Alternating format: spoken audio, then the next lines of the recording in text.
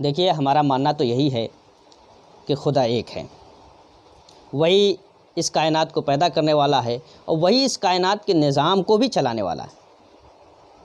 اتنی بات تو آپ بھی جانتے ہیں کہ جتنے بھی مذاہب ہیں، تقریباً سارے مذاہب کا یہ ماننا ہے کہ دنیا کا کوئی نہ کوئی پیدا کرنے والا ہے، دنیا کو کوئی نہ کوئی کریٹ کرنے والا ہے، اس کا رچیتا کوئی نہ کوئی ہے۔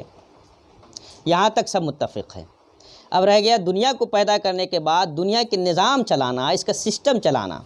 تو اسلام کا ماننا یہ ہے کہ جس اللہ نے اس دنیا کو پیدا کیا ہے، وہی اللہ اس دنیا کے نظام کو، اس دنیا کے سسٹم کو بھی چلا رہا ہے، اور وہ صرف ایک ہے، تنہا ہے، یکتا ہے، اکیلا ہے، کسی بھی اعتبار سے اس کا کوئی شریک نہیں۔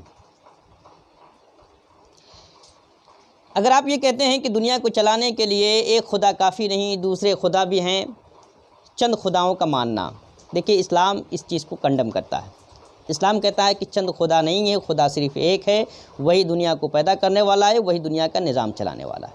اگر آپ کے کہنے کے اعتبار سے چند خداؤں کو مان لیا جائے، جس کی سب سے کم تعداد اگر ہم لے کر کے آئیں تو 2 خدا مان لیتے ہیں۔ اگر 2 خدا کو مان لیا جائے تو ایسی صورت میں جو معاملہ سامنے آئے گا اسے آپ پیش نظر رکھیں۔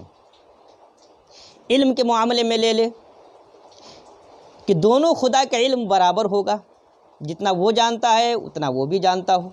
تو جب دونوں برابر جان رہے ہو تو کسی چیز کے معاملے میں معلومات لوگوں تک پہنچانی ہو، لوگوں کو نالج دینا ہو، یا تو دونوں دیں یا کوئی ایک دے۔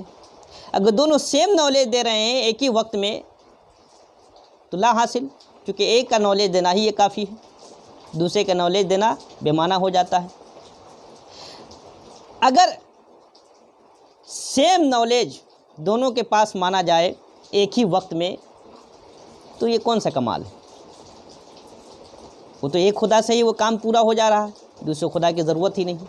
اگر قدرت کا معاملہ لے لیا جائے، قادر ہونے کا معاملہ لے لیا جائے تو دیکھیں اب یہاں 2 خدا ہو گئے ہیں، تو ظاہر سی بات ہے دونوں کی مرضی، دونوں کی پسند الگ الگ ہوگی۔ ایک چاہے گا کہ دن نکلے، دوسرا چاہے گا کہ رات ہو، تو زمانے میں فساد ہوگا، نہ دن نکلے نہ رات ہو۔ اور اگر یہ مان لیں کہ دونوں ایک وقت میں کمپرمائز کر لیتے ہیں،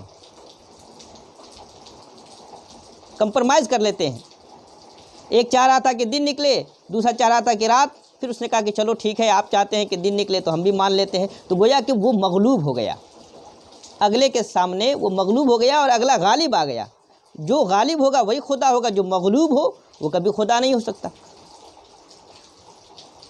ایک کی مرضی ہو کہ سورج پورب سے نکلے، دوسرا چاہے کہ سورج پچھم سے نکلے، یا تو دونوں کمپرمائز نہ کریں، آپس میں جھگڑا کریں تو فساد پیدا ہو جائے گا، اور اگر جھگڑا نہ کرے کمپرمائز کر لے تو کوئی نہ کوئی ایک مغلوب ہوگا اور کوئی نہ کوئی ایک غالب ہوگا۔ ظاہر سی بات ہے جو غالب ہوگا وہ خدا ہوگا، جو مغلوب ہوگا وہ مغلوب خدا ہونے کی صلاحیت نہیں رکھتا۔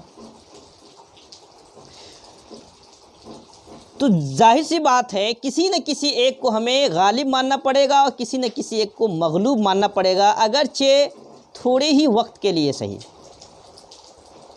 تو جو مغلوب ہوگا وہ کبھی بھی خدا نہیں ہو سکتا، اس لیے کہ خدا کی صفت ہے غالب رہنا، خدا کی صفت ہے قادر رہنا۔ جو مغلوب ہو جائے، جو دب جائے، وہ خدا نہیں ہو سکتا۔ تو 2 خدا ماننے کی صورت میں یہ پریشانی لاحق آ رہی ہے کہ اس میں سے ایک کو غالب ماننا پڑے گا، ایک کو مغلوب ماننا پڑے گا۔ جو غالب ہوگا وہ خدا ہوگا، جو مغلوب ہوگا وہ خدا نہیں ہو سکتا۔ تو اسے بھی یہ بات ثابت ہوتی ہے کہ خدا ایک ہے، خدا 2 نہیں ہے۔ اور ہمارے اسلام نے تو اس کو واضح کر دیا ہے کہ لو کان فیہما آلہۃ الا اللہ لفسدتا، کہ اگر کائنات میں ایک خدا کے علاوہ دوسرا بھی خدا ہوتا تو ضرور فساد ہوتا، اور فساد اسی وجہ سے ہوتا کہ ایک کچھ اور چاہتا، ایک کچھ اور چاہتا۔ اگر دونوں کی چاہت برابر ہو جائے تو سیم کام کرنے کے لیے ایک ہی وقت میں ایک ہی طرح کی طاقت، ایک ہی طرح کا علم، ایک ہی طرح کی قدرت، ساری چیزیں سیم، تو ایک ہی کافی ہے، دوسرا تو عبث ہے۔ اور اگر چاہت میں، پسند میں، مرضی میں اختلاف ہو جائے، مشیت میں اختلاف ہو جائے، ایک کچھ اور چاہے تو ایک کچھ اور چاہے، تو ایسی صورت میں فساد بپا ہوگا۔ اور دنیا کا جس انداز سے، جس سسٹم کے ساتھ نظام چل رہا ہے، بنا کسی فساد کے، جس خوبصورتی کے ساتھ دنیا کا نظام چل رہا ہے، یہ اس بات کو ظاہر کرتا ہے کہ اسے کوئی ایک ہی چلا رہا ہے، اور وہ خدا ایک ہے۔